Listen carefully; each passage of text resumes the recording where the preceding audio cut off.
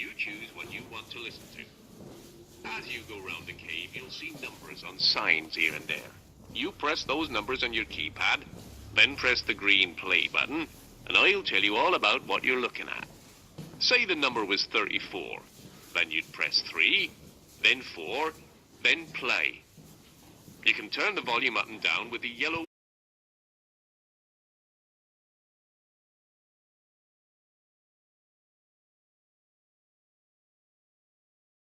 Watch out for that carbonic acid dripping on your head.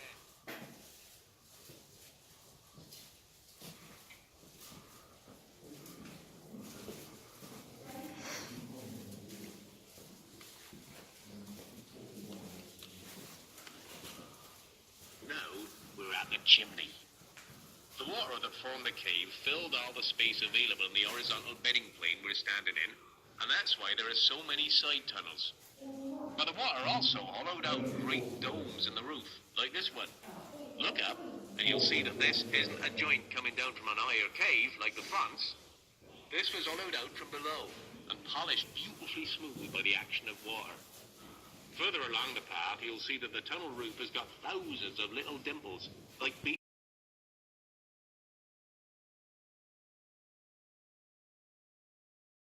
Last, there's him blithering about his blessed cave, when all you want to hear about is cheddar cheese. It's the world's best-selling cheese, and it was invented right here in Cheddar more than 1,000 years ago. By Elizabethan times, it was famous throughout the land for its taste, and it travelled well because it didn't go off. All the local farms had a dairy, and they all used to club together so that each day the whole village would make one enormous cheese, sometimes weighing over 100 pounds, 50 kilograms you'd call it today. It's made by a special process called cheddaring, my dears. You put rennet in the milk so the curds form, then scald the curds twice, then keep chopping up and pounding before you press it into shape and wrap it up. Then you turn the cheese out to ripen for a few months. That way, you end up with a very solid cheese with a good, strong flavour, and it keeps for ages.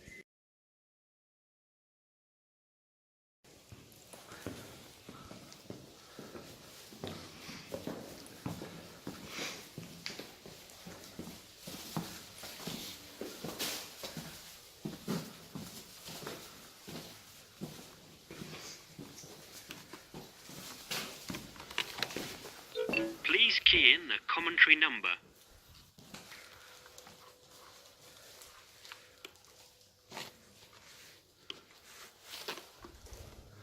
Phew. Back in my day, you had to scramble up the rocks to get here. These stairs, called the Grand Staircase, and the little tunnel in front of us, weren't put in till the 1970s. I'd have been glad of them, because they lead straight to my two finest discoveries. The two chambers that made my fortune. First off, on your right, you'll look down on the back of an exhibition. You'll see it better later on, so I'll tell you about it then. You can tell the tunnel's man-made because of the rough faces and the holes where they placed the explosive to split the rock. At the end of the tunnel, you'll get a big shock because you suddenly arrive in a beautiful chamber, the finest in the whole cave, except one. Once you get in there, press 51, and I'll tell you just what you're looking at. 50.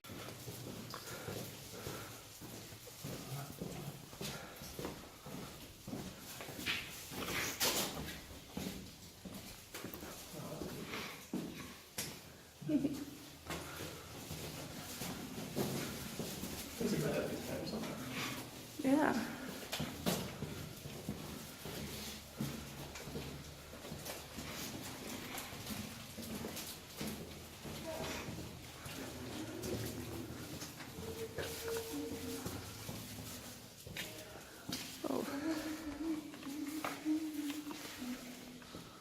When I tell you that it took me 8 years to get this far, you'd realize how delighted I was to see what you're looking at now.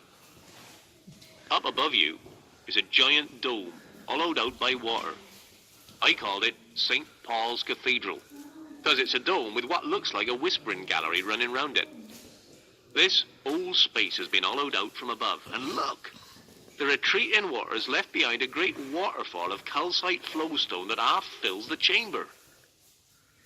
Trapped in the calcite are beautiful colours, and they're formed by traces of minerals in the water. The reds and browns are iron oxide, the blue is copper carbonate, and the grey is lead. When the limestone was being formed on the seabed millions of years ago, these minerals got trapped in the rock. Now they've been dissolved by water and redeposited as calcite with many different colours.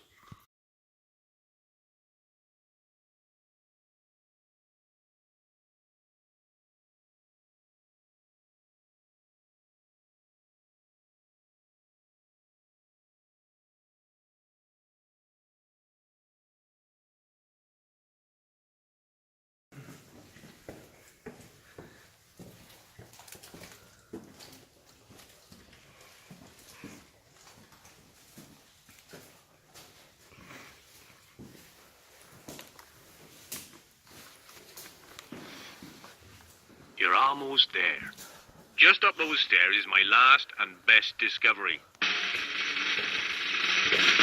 But I wanted to say a few words to you before we go inside. I called it the Diamond Chamber, and there's so much to see that I've divided everything up into 3 talks. In a minute, when the sign tells you can go in, go straight up those stairs as far as you can go. I want you to imagine you're me. I've already climbed up that steep shaft that's on your right, where I later cut out the steps, and I discovered...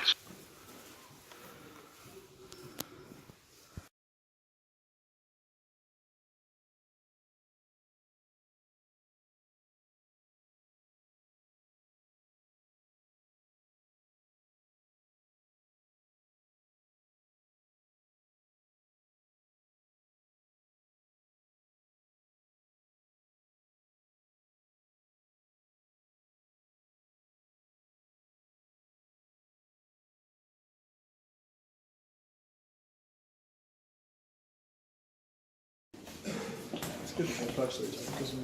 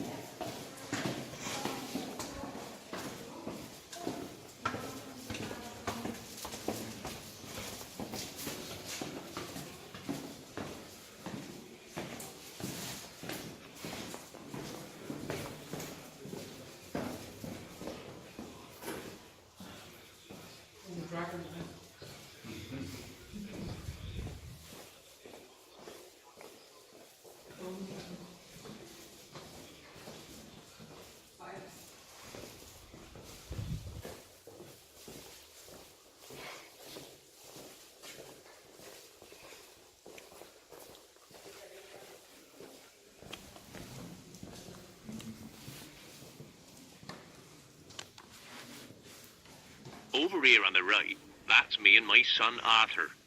Cave exploring wasn't a very scientific business 100 years ago. We just wore our oldest clothes, took a few sandwiches and a pocket full of candles, and off we went. We had paraffin and carbide lamps. Carbide's made by burning limestone, like limelight in a theatre. And we'd stick candles on our hats to keep the glare out of our eyes. We soaked our hats in tar to stiffen them, bit like a protective helmet. The Mendip Hills is a great place for caves. There are hundreds of them, and there must be dozens still waiting to be discovered. 2 friends of mine, they were great cavers. Old Herbert Bouch from Wells and Harry Savory. Herbert discovered lots of Mendip caves, and Harry was a great cave photographer. He used to take photos of my cave with his old plate camera and 5-minute exposures, burning magnesium to get a good strong light.